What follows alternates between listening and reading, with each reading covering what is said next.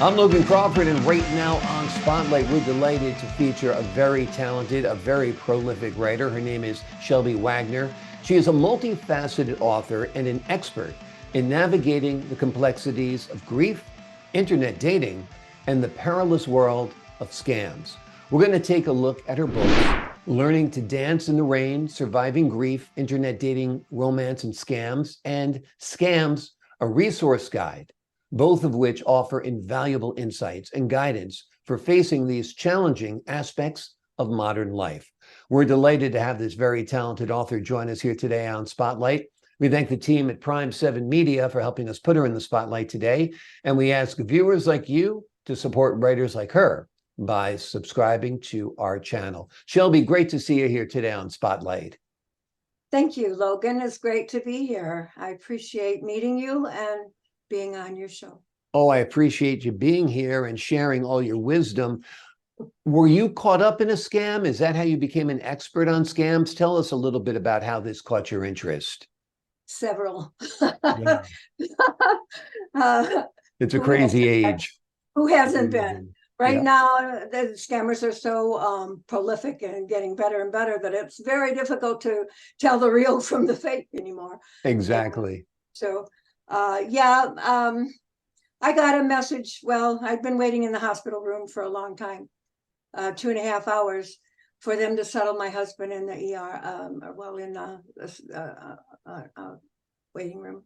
Mhm. And I was getting more and more worried. I didn't know he was being involved in the medical procedure that he was at the time. I knew they had not done it overnight, and I was waiting for them to do it, but they didn't tell me they'd started it. Mhm. And then finally I was called to the door, and the nurse said, "He didn't make it." Oh, I said, what did you what? say? Yeah. She said, "Mr. Wagner didn't make it." And I said, I thought, what, didn't he make the room? Or didn't he Right, make, right. What a didn't he terrible make way his to tell you bed, or something like that. didn't he make a cake, or what? Right. And then she said, well, Mr. Wagner, his heart stopped when we inserted the tube into his throat. He had pneumonia, they said, and he needed the procedure to be able to get the medicine where it belonged, or, where it was God. needed. But can you imagine being What that? what a horrible way to be told of such a momentous thing in your life, you know? Right. So when she said his heart stopped, I said, well, how come you're here? Why aren't you back there helping him? Yeah. Well, he's gone. Uh, Oh boy. So I don't know how other people learn that their husbands have died, but right. here I was. After 50 years of marriage, I was catapulted into a singlehood, an unknown world of widow and whatever. Gosh. And so I didn't know where to go. I was bewildered. I grieved. It was a very terrible time. Yeah.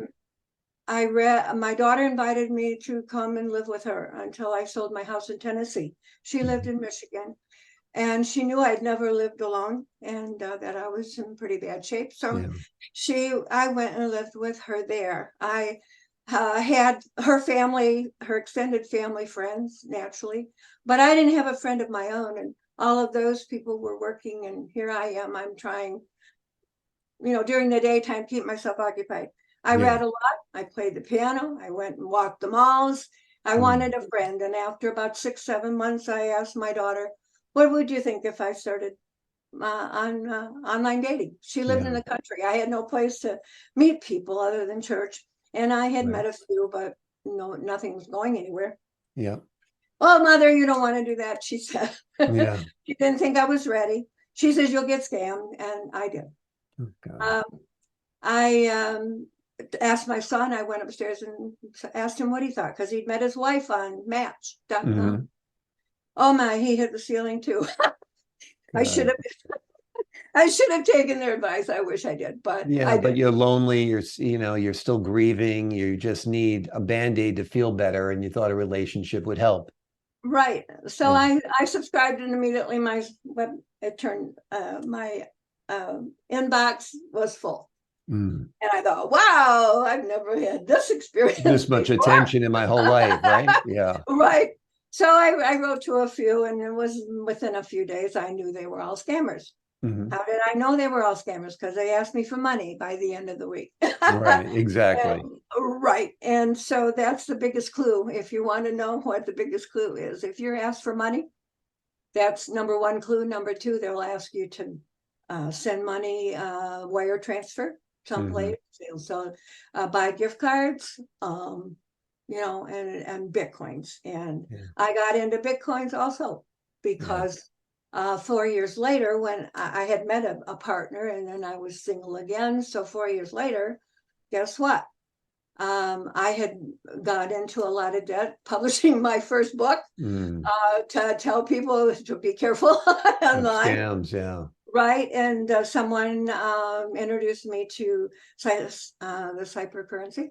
I thought, oh, Mm. that's a good way to earn some extra money and get my debts Mm. paid off for the book publishing and so on. So I got scammed again. Gosh. So by that time, my first book, of course, was about grieving. It was about getting your self-confidence back, Yeah. about improving your appearance. I kind of Mm. let it slide a little bit when you get married for 50 years. Mm. And what am I going to do with the rest of my life? Yeah. I was only 74 at the time, and Mm. I had hopefully a few more years to go. So that was in my book, and then the rest of it was trying to decide what you want to do and giving thought-provoking questions so they could think about different things, and then setting goals and helping them get the courage to proceed and Yeah. go towards those goals and maybe hopefully attain them. So that's what my first book was about. And then when I ended up getting scammed again with the cybercurrency, that's when I thought I had to write another book about scams. So I wrote the resource guide, Scams, that was published early this year. Mm. And in that one, I detailed 150 scams that are running around the internet right now or on the phone. It can be anyway. I had another friend I met at McDonald's, and he told me he'd been scammed by someone he had met at the dancing class, the dancers. Amazing. So they can come from anywhere if they Yeah, are. and there's a barrage of them. I mean, I just posted some furniture I was looking to sell on Facebook Marketplace, and Mhm. within seconds, people are asking me, "Oh, I'd like to buy it. Can you send me your Venmo information?" And I'll have my sister come pick it up, and then an identical person with the exact same story, his sister was going to pick it up. Oh, They all had foreign names. They're all living in Eastern Europe. It's oh yeah. amazing how quickly people pounce and how you have to be aware. It's really hard, though, when you're in a situation like you were in, where you're heartbroken because of the loss of your husband. You're trying to make things better. Somebody appears like they're being kind, and then all they really want is to steal money from you. It's a terrible situation. Tell me about your resource guide. You said you listed the top scams out there. What are three of the top scams that are going on right now? Well, I'm going to tell you the three that I fell for, or that I know that I fell for, and that was the Okay. romance scammer, the Yep. cybercurrency. Last December, just about this time on Friday morning, I opened and looked at my phone, and there was a message from somebody says, Miss Shelby Wagner, you don't really want to know me. And I thought, what's this all about? Yeah. And I Meanwhile, got he it. was right. It was a mess. It Yeah. was a message, and I went to it. It was a death threat. God.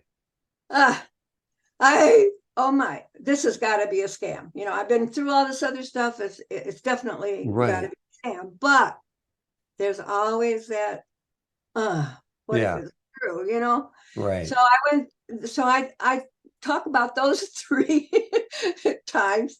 And then I also have met other people that have Yeah. done. So the romance scam was the biggest, well, in 2021 became the most costly of all Mm. scams ever reported to the FTC.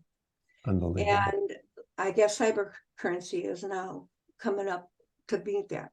But I got a note from the bank the other day, my bank, that says, we do not email you for financial information. And Mm. there's a scam going around wanting to know this. They're just fishing. They Exactly. want to know your information. And everybody is at risk of Yeah. losing their identity, because if they get your information, who knows what they're going to do with it. And it may not be right away. It may be 5, 10 Hmm. years in the future. I'm still getting emails from guys I talked to five years ago when I was first on the dating site. They come back periodically, and I thought, oh yeah, sure, right. Yeah, Um, and exactly.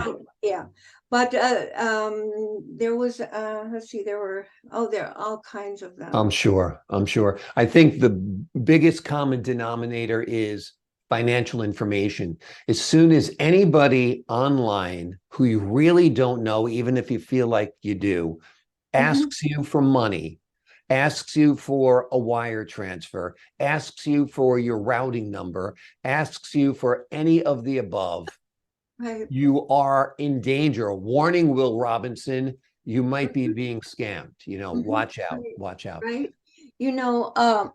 Oh golly, it's gone out of my head already, but um, oh gee, never It's mind. okay. You mentioned the romance scams. You mentioned the cyber Uh-huh. scams, cyber coins. Mhm. Um, you just don't know. I mean, they could be wanting you to buy something. I mean, Yeah, you put the phone rings that they definitely want to sell you something, and you may get it, you may not get it. right. If you get it, it may fall apart within a couple days Exactly, or a couple, exactly, and that's a scam. I mean, a exactly. scam is any fraudulent scheme or activity designed to take your money, benefit myself, or without you really suspecting that they Exactly, are scamming you. And exactly. I mean, how many times you get a call wanting you to buy, you get a free 3-night um, stay in Right. Florida You're going to get a free or the vacation summer, or right? And then you got to pay $200, for that which you free get vacation. back, Yeah, which you get exactly. back. In a place But you never wanted to go in the first place, right? right, I when we bought a motorhome, my husband and I, back in about 87, no, when I retired in 2000 from teaching. And um, golly, I'm sorry, but my thought went, we bought that motorhome. Yeah. You know what? It's no fun getting older. No, no, no worries. When you're purchasing a vehicle, it's a time you can be vulnerable as well. Extended warranties are often a ripoff. Yeah. Oh, Undercoatings are a yeah. ripoff. Right. Well, Financial scams. we There's a bought, lot to yeah. be out there. Yeah, I remembered. We bought it into a resort thing like they do with have hotels and that. And Right. every one of those hotels that we got supposedly free because we were members, well, every one of them was somewhere we didn't want to go. Exactly. And Or 50 miles from where we did want to go. right. And And maintenance fees and all of that. uh, Buyer beware. If it sounds too good to be true, it probably is. Shelby Wagner has written two books that are really, really wonderful. One is called Learning to Dance in the Rain, Surviving Grief, Internet Dating, and Romance Scams. The other book is called Scams, a Resource Guide. Both are offering invaluable insights and guidance for those facing these challenging times in modern life. Shelby, thank you so much for joining us here today on Spotlight. thank you. You're very welcome. I'm glad to be here. I enjoyed talking to you. I enjoyed talking to you as well. And to the folks at home, I'm Logan Crawford, thanking you for your time this time. Until next time on Spotlight.